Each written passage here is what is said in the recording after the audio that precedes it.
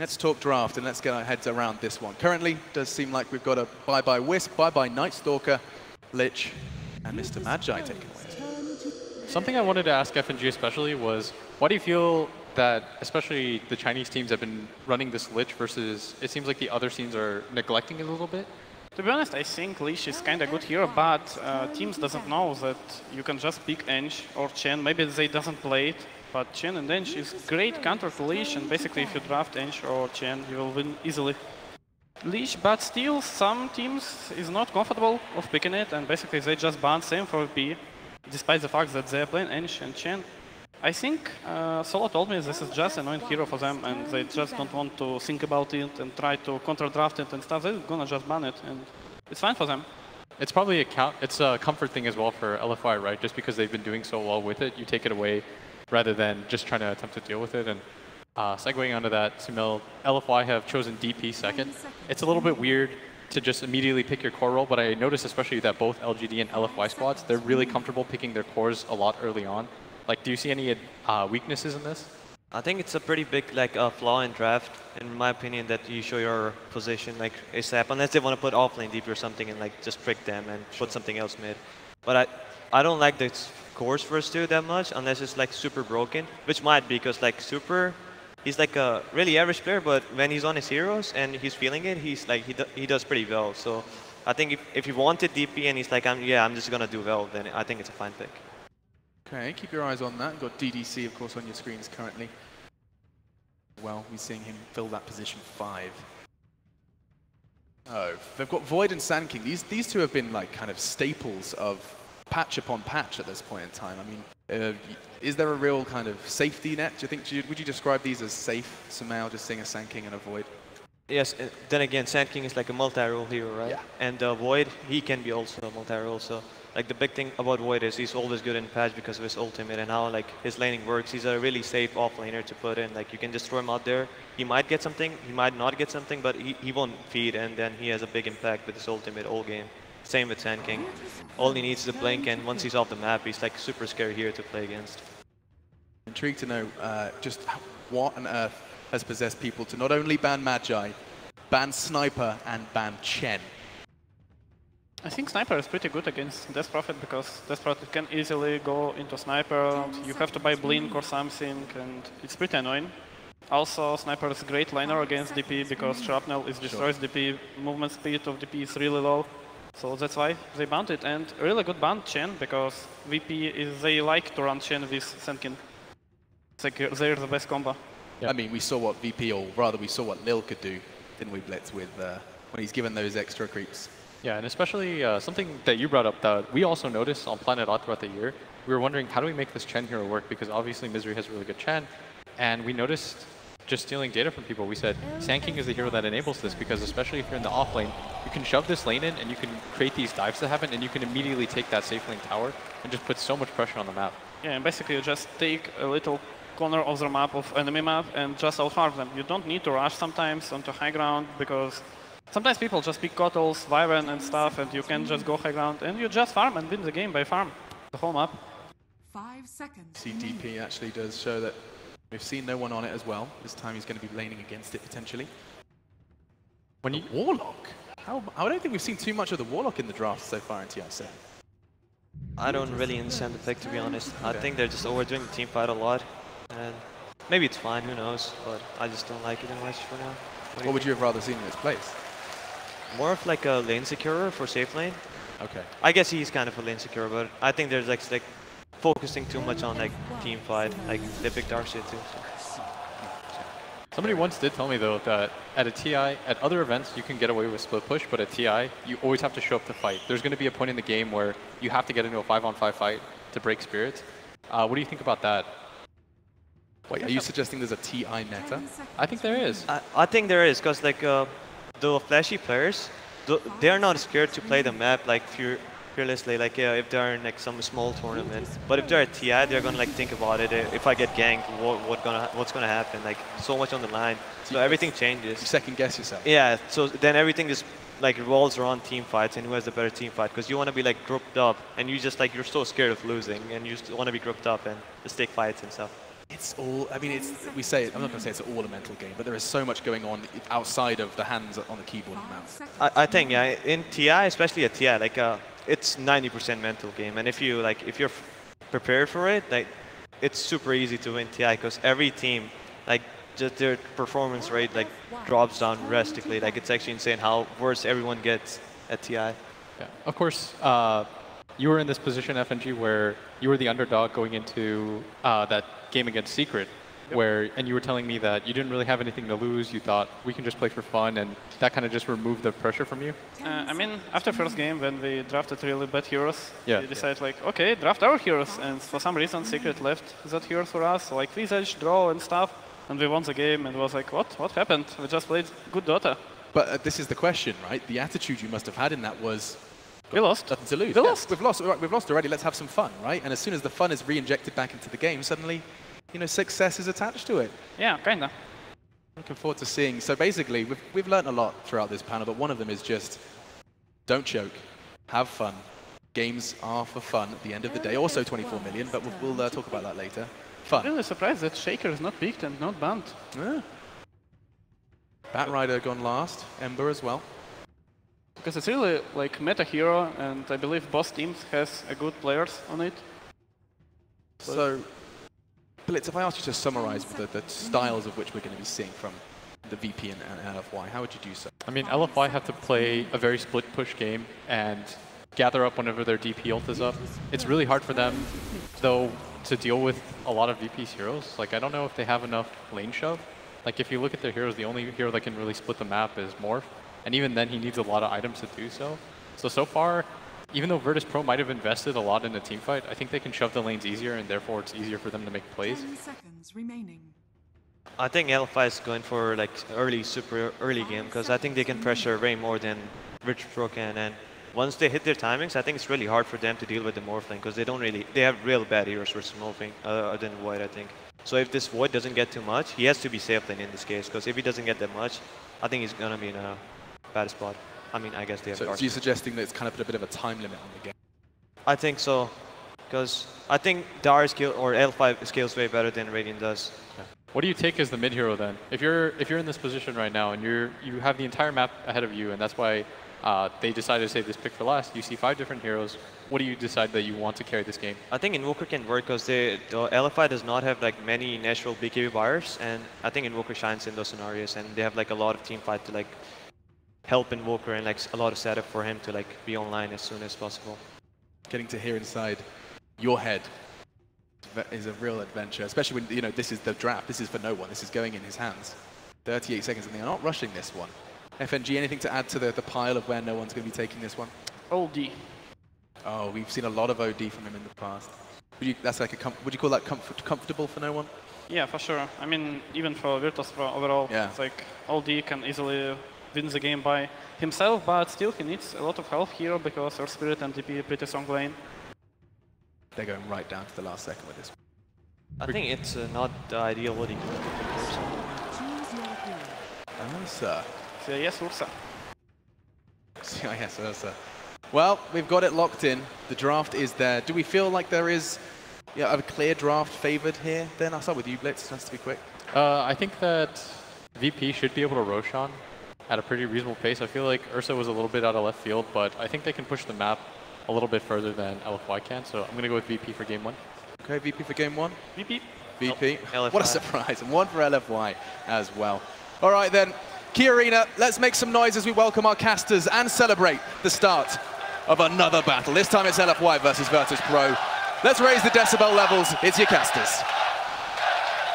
I could definitely help with the decibel rating. We are going to go up already. Virtus Pro have taken out one LGD team, but now they face up against the Forever Young team, the team who looked amazing through group stage, 2-0 through the quarterfinals. What's in store for us this game, Sind? Oh, there's a lot of things to talk about. This is a matchup I was looking forward to a lot. It's probably my favorite game of the day. Both really scary against LGD, and LFY has been my tournament favorite after we saw the groups play out. Just the way they played, they really were extremely impressive. So what I was thinking going into this matchup was, okay, how did VP beat LGD? They played really fast, really aggressive, took advantage of the slow build-up time that LGD had as a team, and I thought maybe VP are going to bring the same to the table here. LFY is a team that has a tendency of losing their lanes a bit and then playing a strong mid game. And maybe VP would just come rushing at them in the laning stage. It looks like that's some of the idea they have here with this Darkseer plus melee cores, that they just want to fight, fight, fight, like we saw IG do earlier in one of the games against NewBee. And LFY have more of their standard stuff here. So yeah, it's going to be a really interesting game. I think it's a hard one to call. Sumil rightfully pointed out, this is an incredible Morphling game. So Virtus Pro are maybe on a bit of a clock. Yeah, and that's where they look to see the timing of the Ursa. But you were talking about, like, you rush them in the laning phase.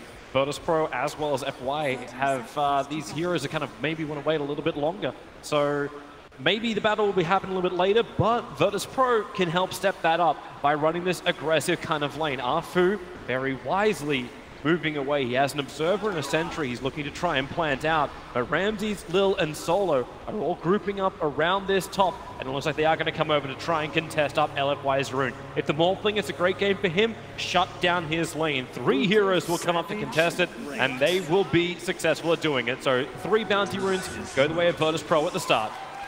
Something to note, by the way, that happened during the draft was that Virtus Pro, for the longest time possible, as it looked, had no one on the Darkseer and Pasha on the Void. And it may have tricked LFY a little bit and given them a little less time to prepare, and then they swapped later on and, of course, put Pasha on his signature Darkseer. Since Pasha plays both heroes, maybe they would have believed that, okay, maybe no one also plays Darkseer. We haven't really seen it run. Maybe they would put it mid against Death Prophet. Not the case. It is the standard Void mid for no one that he has played before in this tournament. And as for Super, he's playing on one of his absolute best heroes, Death Prophet. This seems like such a hard lane for either team to gank up. No one's got Time Walk to get away. Super, he'll need his level 2 for it, but the Spirit Siphon can be there for the Death Prophet. So difficult to gank, but it's not stopping Lil from being more of a nuisance. Both teams, the panel talking about this earlier in the day, how many couriers have we actually seen sniped out? We got a lane camera up right now to check out all the lanes, but at this rate, at the very start, you may as well have courier cams both going at the same time. But Lil rotating in towards mid, he won't find Super. Hello. He'll give up the fight. The second he shows himself, the courier will leave the base. Is coming with the Salve. A little bit of grass here, but Super's not going to be too phased by this. Oh, wow. Actually, top lane, Tidehunter, you're really low. Ramses, where's that rolling boulder forward? Space, it's not created enough. Solo, it actually be the kill for him. Ramses still wants to damage into Afu. Solo doesn't actually have the range anymore to stand underneath that tier 1 tower, but Virtus Pro getting up in the face of LFY's safe lane successfully. I'd say this is one of Ramsey's best heroes, and perhaps relative to like the rest of the competitive field, his standout hero is the Ursa.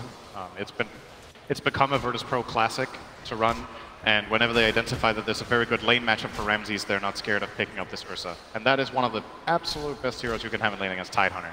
This lane sucks, man. It's really, really weak LFY safe lane. And as mentioned before, maybe that's the way you approach this team, is that you try to beat them out very hard in lane.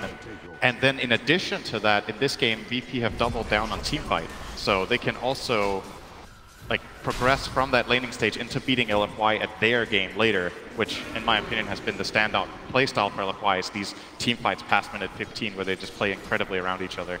But if there's enough teamfight on the enemy team, it's not that easy. And regeneration room for no one. His sustain in the mid lane's fantastic against Super. And you're talking about this aggressive lane, like VP can start the rotations. Is there a way that LFY can move earlier? We've currently committed DDC with Monet on this bottom lane to try and battle against Pasha, but they're not really intimidating him much. It seems to be more of just a straight up farm lane. Is this really the way LFY's lane should work out? I don't really think they have that many heroes that are good against Darkseer early on. He's going to have a good game here, Pasha.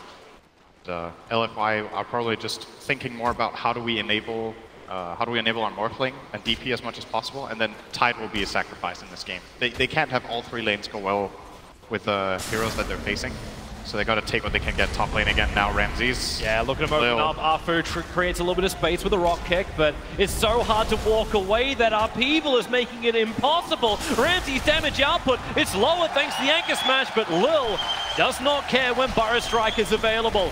2-0 start to Virtus Pro, exactly where they wanted to be with 1k up lead. Yeah, it's going to be really, really difficult for Inflame to have a game here. I'm curious if they just decide at some point, you know what, we don't even bother. Like, leave this lane dead and try to focus on somewhere else. But that's kind of part of the genius of this mid lane Faceless Void, is that that's a really bad hero for Earthspirit to try to gank.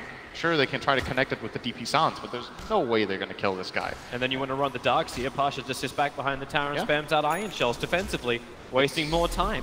It's very difficult for LFY to find openings, so I think they're just going to need to try to farm as much as they can TDC, trying to snipe some creeps there. He got one. I'll take the bounty rune at least, and also see that the bottom rune is invisibility. This could be an opening perhaps, but again, where does he go? Maybe he takes this one and TP's top and they try to connect. Nope, it's actually Earthspirit TPing back to base. It's like, if they could pressure mid, but like they can't really even do that until they have a silence available, and that's not something Super wants to really skill up. He's going for a 2-0-3, and more than likely wants to have Exorcism at 6. Well, we're going to see what he chooses to do. We have seen Salad skilled fairly early in some situations.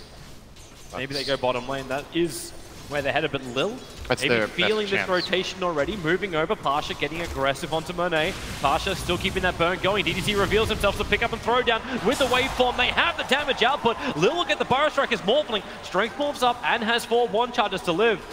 So he will be fine. Nice bait from Monet. It's one of those moments as the Darkseer, you're like, how stupid is he? Is he really doing this? Like, I'm having a great time trading with this guy. I have Iron Shell on myself, and Lil is coming in. That's why this worked so well, was that Lil actually wanted to go for the kill down there, so they really wanted to bait themselves. And it's about who are the better baiters, and that was LFY in this instance. They get that kill. Yep. That helps them just repair a little bit of the gold advantage that Virtus.pro's picked up. It's now taken the aggression off the Tidehunter, so more space for that off lane, or I should say safe lane of LFY. There's going to be some swap around here. They'll pit the Ursa against Morphling. That is also, I would say, a pretty good lane matchup for the Ursa until Morphling is very strong. But not the case at all yet. They can also feel confident about their other lanes. The fact that no one's running the mid means you've got a Chronosphere very early on. So if LFY want to pressure bottom lane, if they want to pressure Ramses, it won't take that much to bring in the Faceless Void, and vice versa. You can't. How can you kill the mid when you got Chronosphere and a level 3 Time Walk available? It really is not possible. But Afu, he'll start with a kick onto Ramses, pick up Telekinesis, no TP support coming in just yet. Now it's on the way. It's the Faceless Void we're talking about, the lead forward, a 3-man Chrono, but he's already lost Ramses. Support's not there. Warlock is on his way, trying to focus on the DDC, and let's get something, but no one. Is a 1-on-3 matchup. Solo will come in, gives the Shadow Word, as well as the slow upheaval is down. So Monet doesn't want to use waveform. Lil's coming in with Lil and Lil, looking for DDC. They'll surround him on 3 sides. The kick comes forward, only connects on the illusion. Solo moving forward as well. Needs to keep his distance. Now it's Lil who's very low. The Sand King will fall. DDC trying to run back to the tower. The illusions are going to break off the attack. They're coming down towards Artfu, but Monet's not done just yet. Going after no one. He's got the Shadow Word for regeneration with this SK illusion. It finds Artfu, but still on 40 HP. That is enough to stay alive as the Earth Spirit. Yeah, the Fairy Fire stays alive because of that on that Earth Spirit. It's an item we don't really see used that much anymore, but it has its moments just like that one. Earth Spirit is one of the better heroes to use Fairy Fire because it very naturally commits in and wants to trade for as long as possible. And then just at the end of that, when he was about to die, he does have that ace up his sleeve to get out of there. Very nice plays here overall from LFY, forcing that rotation from Void, getting a 0 impact Chrono. They got half a tower mid with Death Prophet ultimate at the same time, and they freed up their Tidehunter up top, who is now going to be able to play some Dota soon. We'll be looking forward to that. Gets a Soul Ring, so farming is now secured for him. And also is level 6, the other big teamfight controller. You can talk about the Faceless Void having the Chronosphere for no one. He needs a follow-up. The other counterpart to kind of make VP's combination work a little bit better is levels onto Solo. He's on this bottom lane now, sitting down here with Ramses, but both of them don't have that level 6. You don't have Enrage, you don't have the Rock Drop. It will be coming in due time. The hero of VP to always look out for in these games. I think Pasha is a... Oh, wait a second, bottom lane? Yeah, they're pushing him back behind the tower. Solo's still nearby, but he doesn't have a lot of mana to work with.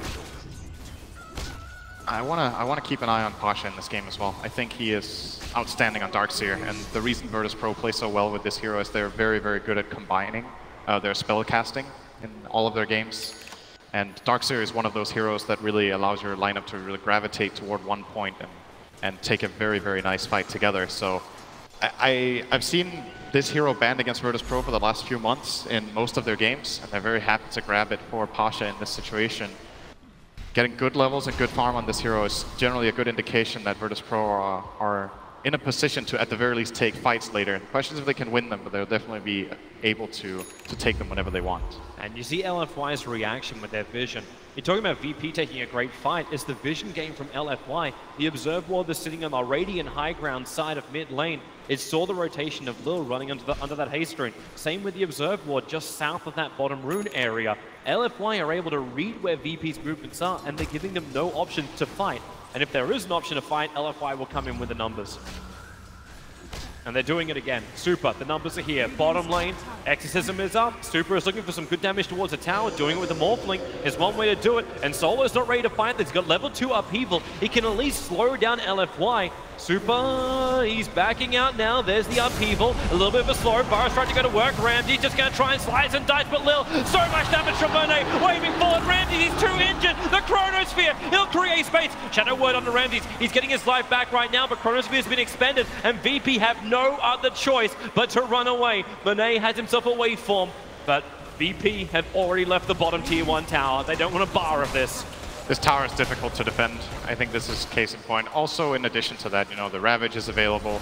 Darkseer, I was saying, is going to allow them to fight whenever they want. This is still maybe a little bit too early. You want to have Vacuum and the point wall, so they still need a little bit of build-up time. I didn't think we were going to see them attempt to take a fight this early on, and LFY are taking full advantage of this little spike they have. So for Virtus.pro, the challenge here is buy enough time to get Darkseer's levels, get that mechanism up and running, and get Warlock level 6, and then this kind of fight is one they're definitely going to be able to take. But VP supports. This is pretty unusual for them. Both of them are only sitting on level 4 here at 10 minutes. There will be a tome, of course. Guessing it goes to Solo, arguably more important than getting the levels on the Sand King. They need that rock. If you are gonna play it around the Darkseer, you're gonna need that rock. It's also when Ramses wants to try and push forward, we can look towards Roshan as a primary thing. They are running the Ursa Warrior, so it goes hand in hand. It'll be a priority target for Virtus.pro. But so far, it's LFY who are adding the force. They're coming down to the mid lane. Only a half HP tower with a catapult wave, and even DDC having the end of a double damage rune. Okay, a little bit harder to get in close. Solo is just sitting with the level 2 up. He will hit the tower. Well, finally, if you've never played this game before and you're wondering what that red ring on the ground is, it's annoying. That's what it is. It's really annoying. The new name of the ability. Yeah. I would say it's upheaval, but it's more up something else. It's currently sitting on level 2, annoying. And there goes the tower to LFY. Yep. Keeping the pressure on. And very good read on this game from them so far. I think they're playing. Oh, rolling boulder. It goes well forward. They're kicking Solo back. A quick silence. He's still got the Shadow Word on top of himself, and the pickup from Rubik. DDC going to pull him in and drop him down. You have Exorcism off cooldown in 5 seconds time. You still have Tidehunter Ravage. And with no chrono for 13 seconds, LFY could have forced the issue, but instead, they'll back out. There's so much space being created for the Morphling this way as well. The hero is not particularly strong in lane against a lot of matchups, but LFY managed to secure himself in the farm in the off lane first, and then they've been moving him around, and they've been playing around him for kills. He's 2-0-2. Oftentimes we see Morphling be involved in absolutely nothing for the first 20 minutes, but this is something I think LFY is very, very good at, is using every player in the game. They have some games where it's impossible, like where the hero is just too weak, but if they have any sort of strength, they try to draw as much as possible out of every player. And now they're just going to claim themselves another tower. VP actually might want to try this time around. There's that first VP coming in, faces Void. He is waiting. It's actually Ramsey's coming in first. 3 swipes into Monet. 1 chance will repair all of that damage. And now, here's your Chronosphere, catching 3. Super on the edge of it. The burst strike forward, the rock will drop, and the Fatal Bonds connecting up LFY. 3 heroes caught inside of it. They're already killed off the Rubik. Monet, they're trying to run out, but again, it is unfair advantage when the slow is just making it impossible to run away. Tidehunter crippled and brought down the top lane. LFY lose 3, and Virtus.pro, they now turn their attention towards Roshan, but Monet, he's walking in front of the pit. The VP will still be fine. They're going to keep going at this. That's that first T5 for Virtus.pro that was so important to be successful, and they pull it off very nicely there with a great chrono into Golem. Well, he's in the neighborhood. Monet's there. They're going to pick up from DDC. They'll drop him down. Roshan almost down, is down now. Ramses has the Aegis, the Immortal, but do you want this fight? You don't have Rock available, so really the answer is no. A Burrow Strike, which was stolen from DDC, cancels the TP out from Pasha. He'll end up dying. He has the mech and the headdress, but still short of the mech. Or he has the buckler and the headdress. Needs a little bit more. Another 700 to go, but this was two very good minutes for Virtus Pro. They end up having a couple of casualties there, but I think they're happy overall, getting the team fight first and then the Aegis. Sitting with that on Ursa, closing in on Blink Dagger is going to allow them to play the style that they really like. I think Ramses as a player has a lot of faith in his team. He trusts them a lot when he's given the Aegis, not scared of just going in extremely aggressively and burning that Aegis to set up his teammates. So Blink Dagger will definitely be preparing Virtus Pro for their next fight. Now he has about 3 minutes to get that realistically to have the fight with the Aegis as well, and that's just a 200 GPM, should be absolutely no problem for him to get that in time to use it with the Aegis. Yeah, and they're actually giving him all of the jungle. They'll give him the Ancients as well. So there is the space for him to find that. And they are starting to pump out more and more damage. Virtus Pro, double Mask of Madness. It's a little bit more of a riskier thing to do, but you got a Faceless Void and an Ursa who are holding onto these two items. And LFY, well, maybe they can stop Ramses. That Observer Ward's watching him regenerate up all of the mana. They'll know he's farming, and that's what they're here to stop. The smoke can break on Arfu. They realize Ramses will be to the north, and Ramses, can he get himself away? The kick comes through. You commit the excess of TP supports coming in as the Faceless Void. There's no Chrono, there's no Rock just yet, and is this a call to let Ursa die? Aegis Immortal is gone. Pasha's nearby. Lil coming over from the left side. Burrow strikes onto the Esperus. There's no quick kick, and the upheaval slowing down Super. Exorcism is still only halfway through its duration. Ty comes in as well. They rolling Boulder forward. Solo forced to run away now. The Magnetizer's turned off. Faceless Void still here. Chronosphere is up. The Burrow strike from Lil may as well be a Ravage onto Lil and Super, keeping them out of this fight. Now the Ravage will pop. Faceless Void, silence up and can't do anything. He'll fall before the Chrono is able to be expended. 40 seconds on the sideline with no buyback. And they burn the Aegis the Immortal. A perfect fight for LFY. Yeah, they didn't want to give Ramses the chance to get prepared with the Blink Dagger. Just immediately, you'll see very few teams in this tournament do this. The Aegis just went the other way. They're like, we don't care. You know, see him on a ward.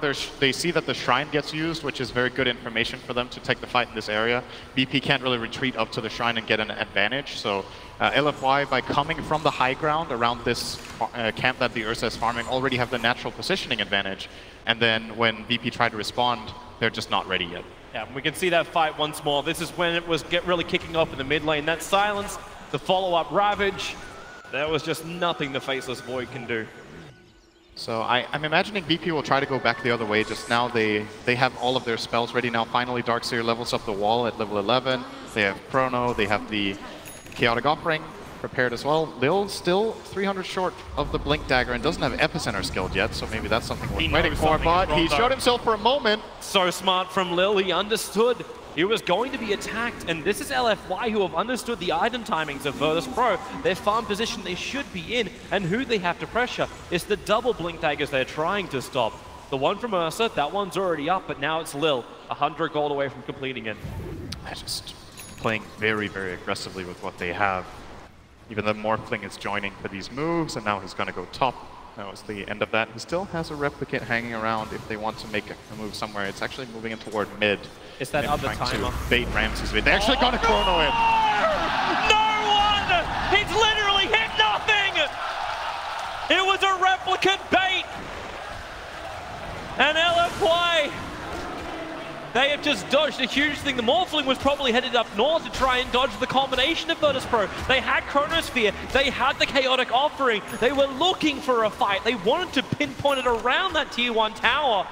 And LFY, with one thing that was only made of water, have drowned the hopes of VP for that fight at least. Yeah, he just bought them 2 minutes. That's the easiest way of looking at that. Oh no, this is cruel. This is mercy on replay. Why are we getting a slow-mo of this? Hey guys! Just really slow-mo so you can really tell how he's hitting that illusion. Yeah, you know that open wound that you can just pour salt into? That's basically what just happened there. Oh man. That's rough. But what you need to do as Virtus Pro right now is that you need to realize, all right, mistakes happen. Don't get tilted basically from a move like this. It is frustrating. They were ready to fight, as you said. They wanted to take this opportunity. Now you need to not get into this mode of, all right, we still have to fight. We still have to fight. Yep. Your lineup is fine in 2 minutes as well. It's not the end of the world. You missed a core kill that could have been interesting and maybe given you a tower, but the same opportunity or a similar one will present itself soon, and that's what they need to get ready for. The Sand King Blink is now complete. He has the Epicenter available as well. We'll be getting his level 4 Burrow Strike, so peak timing for Virtus.pro's absolutely monstrous team fight is coming now. Yeah. The question is if they can land it into LFY's line.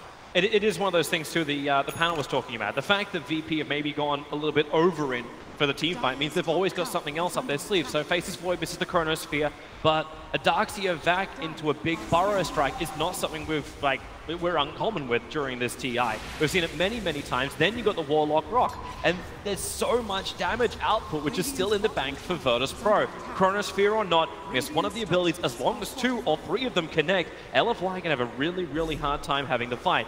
For now, they're not going to be obliging Virtus.pro. LFY will be able to take that bottom tower. Exorcism is triggered. They are not going to fight into this. They want pick first or have that ulti down. That is, mid lane. They find Ramses. There's a replicant. Yeah, this one, it now turns into the real Monet. They actually wind up. And Ursa! The damage was quick, but not quick enough when DDC is there to hold him with a telekinesis.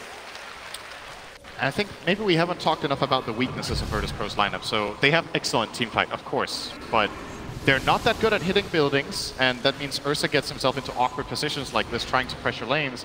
And in addition to that, their skirmish power is very, very, it's Sand King centric. Until the Sand King had his Blink Dagger, it's difficult for Virtus.pro to find kills with like 2 heroes most of the time, unless they want to commit big ultimates. That's why they're looking for these big team fights. And LFY can just position themselves in a way where Morphling is pushing a lane. How are you going to kill Morphling with this lineup, like the Virtus.pro lineup? You need to commit 3 or 4 ultimates and be a lot of heroes there at the same time. Oh. You are on the wrong side of the river. I know you had a mission while you were here. He's going to kick a little wave with a Vac from Pasha, pulling Afu back in to the unbelievable slow of the upheaval. And he didn't even get an Observer Ward down, so he was just having a bit of a wander around, having a poke. And in Rage, he's just farming ancients. Yeah. So in addition to this ability of the Morphling to just split apart the map and make it difficult for Virtus.pro to find the fight, when they finally get something they want to fight, they always need to have Tidehunter in the back of their minds. I think this pick from LFY in this game, apart from the laning where he has a struggle against Ursa, is maybe a bit of a stroke of genius. Just the idea of, well, the enemy team has team fight. We get one team fighter who is just as much counter initiate as he is initiate, so we can set the terms of the fight. If they want to go into our DP, they need to worry constantly that this Tidehunter can just flank with his mech and his Ravage and turn the fight around. Yep. So the conditions for VP to set up a good fight become a lot harder to find. And then there's just that clock. The Morphling is ticking all the time, so VP have to be getting a little bit stressed out, I think, about this map. Now you're actually seeing their item builds, and maybe this is their way to deal with a Tidehunter. Tidehunter doesn't really have that big a mana pool. 225 mana for both Ravage as well as the mech out of a 776 mana pool. You're getting 2 Diffusal Blades being built. One on the Faceless Void, the other is on the Ursa. In fact, they're almost mirroring their builds, apart from the fact that Void doesn't have a Blink Dagger just yet. It's also an absolutely key item for their heroes to be able to stand a chance of killing Morphling. If they can burn his mana, he can't get the Morph off, and then a hero like Void will probably go both Diffusal and Manta here. It actually looks like no one has the VKB queued up, but I think he wants a Manta as well, so he can Chrono the Morphling and burn all that mana really fast. But for now, it's not going to be a possibility. Roshan's up. Yep. That is the next objective for sure for Virtus.pro. And I think LFY want to fight.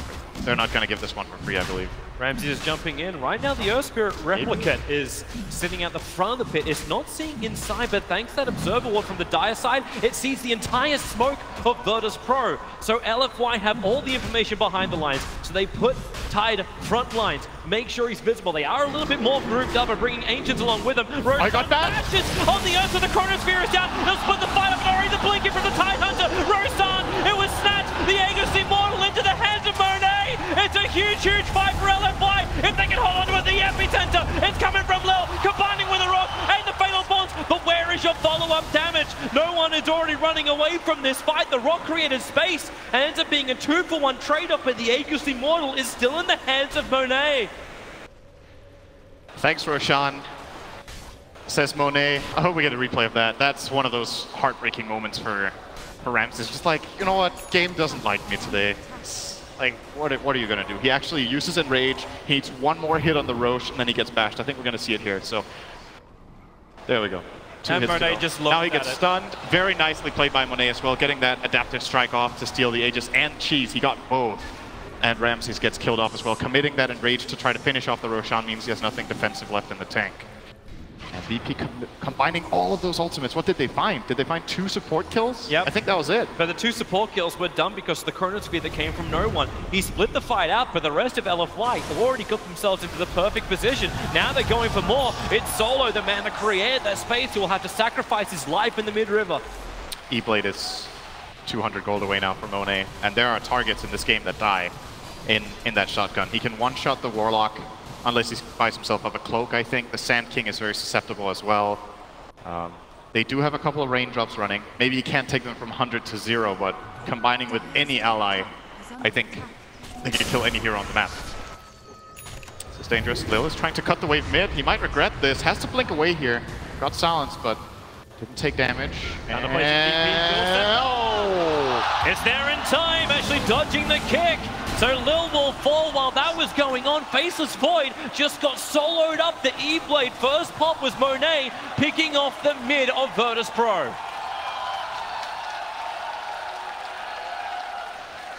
This has escalated very quickly for LFY.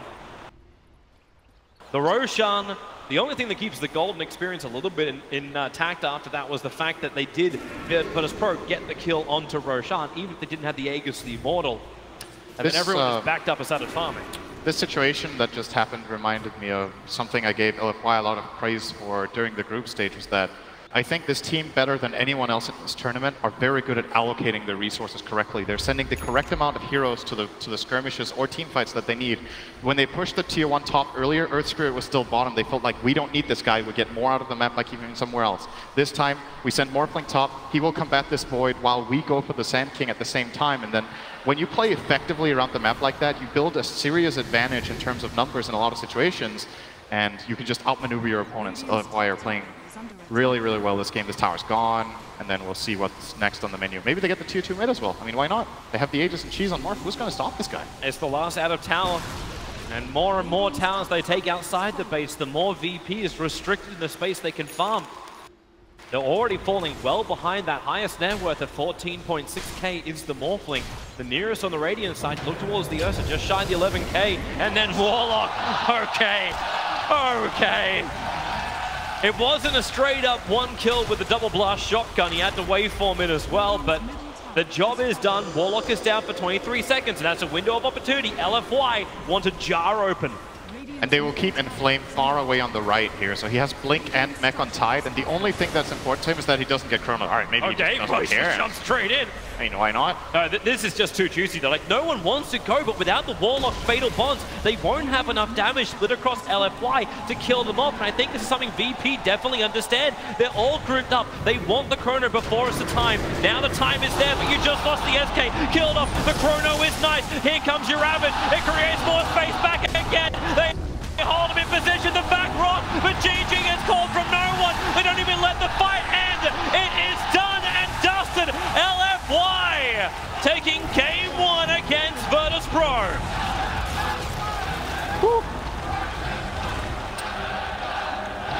There's a little bit of a flashback to a lot of the games we saw in the group stage. Yeah, I think, so what Virtus.pro want to do against this team is beat them in lanes, and they try to set up the lanes that they felt like they could win, but they never really built a big advantage, and then LFY makes some better moves, better rotation.